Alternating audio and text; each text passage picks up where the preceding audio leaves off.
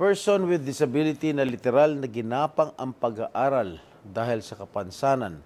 Pero ang hamong ito ay napagtagumpayan ni Andres de Alani, 31 years old mula sa Sarangani Province.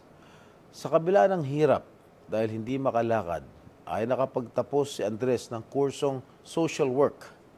Naipasa din niya ang board exam at ngayon ay nagtatrabaho bilang isang social worker sa Municipal Social Welfare and Development Office ng Lalawigan.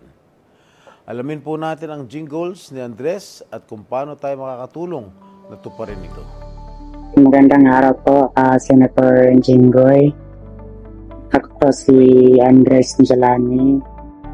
Ako po ay isang PWD inborn po. May kapansanan na po ako. Ay lumalapit po sa inyo, Senator Jinggoy. Nagbabakasakali po na matulungan niyo po ako na magkaroon ng sarili bagong wheelchair. Dahil sa nakaka-inspire na kwento mo, Andres, ay bibigyan kita ng bagong wheelchair. Yung mga katulad mo nagsusumikap sa kabila ng kapansanan ay talaga naman nakakabilib. Kaya hindi ako nag-atubili na tulungan ka, Andres.